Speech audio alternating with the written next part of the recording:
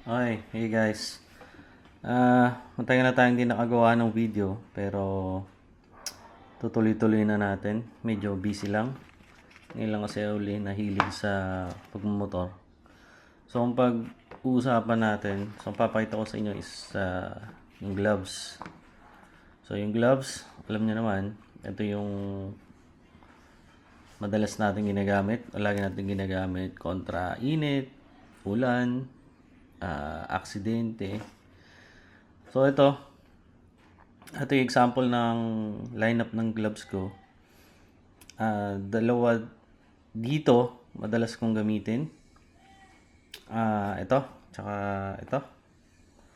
Ah, so dapat, para sa akin, at least tatlo dapat yung gloves nyo. So, isang madalas nyong gamitin and isang pamalit para pagka nilaban nyo, meron kayong isang pamalit and isang pangulan.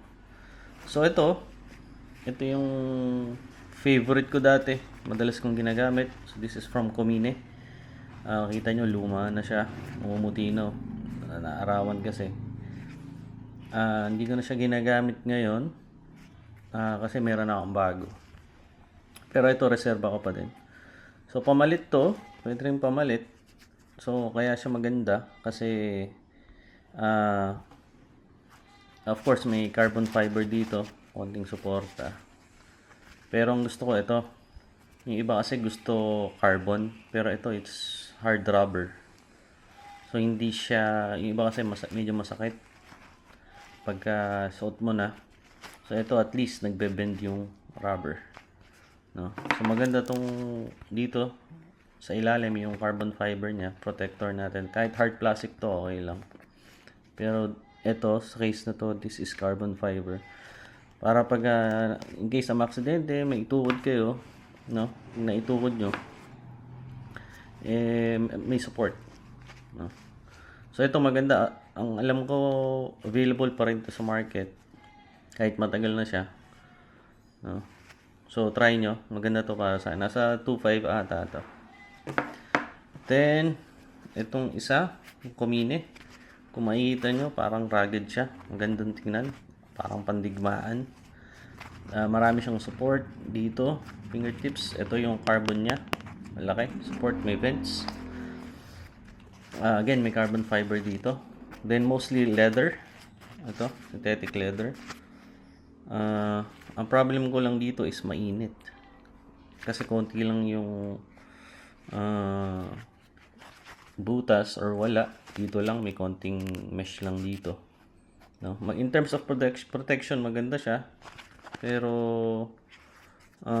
kung papansin nyo medyo bago pa kasi nga hindi ko masyadong ginagamit at hindi siya ganun ka-komportable dahil dito tsaka dito din, no?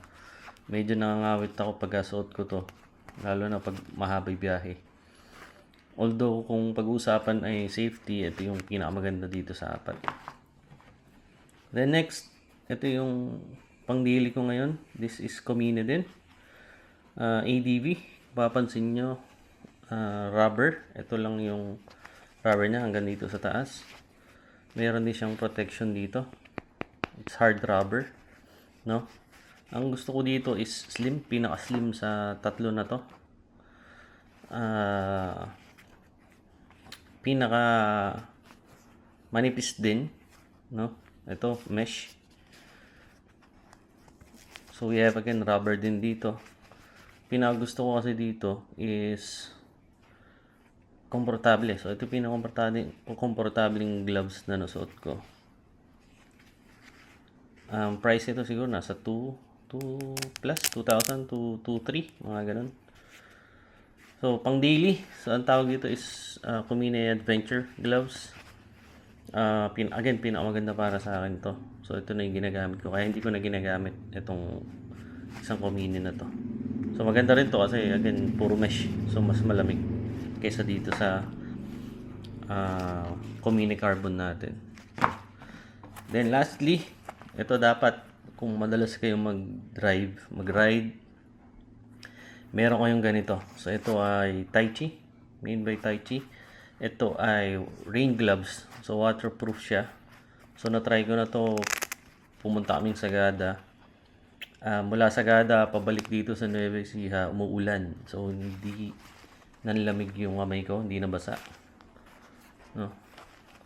So ito maganda. Ang hindi ko lang gusto dito is medyo masikip. Masikip yung fit ng rain gloves. Medyo mahirap siyang isuot. Yun, kung nakita nyo, medyo mahirap lang siyang isuot. Okay. Pero kung nasa malamig kayong lugar, kung madalas kayong pumunta sa lugar na umuulan or tag-ulan na, ito yung magandang gamitin. Okay. So, para sa akin, at least 3 dapat yung gloves nyo. Isang pang daily, isang pamalit, no?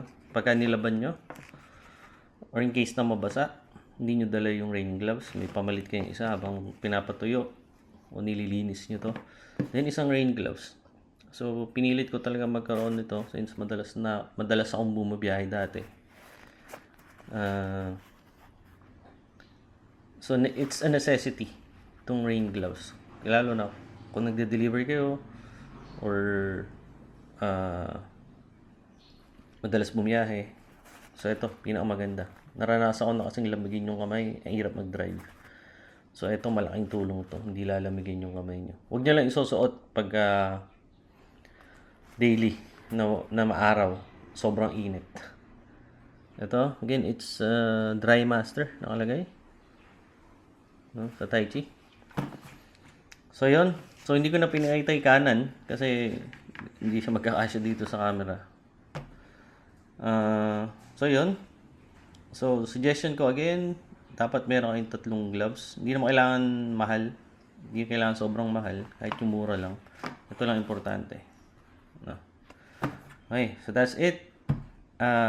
Thank you again for watching. Then marami pa akong papakitang video sa inyo and some tips. And hindi lang gears, pati tools natin, tsaka tungkol sa motor. Konting tungkol sa motor. Okay, thank you for watching and ride safe.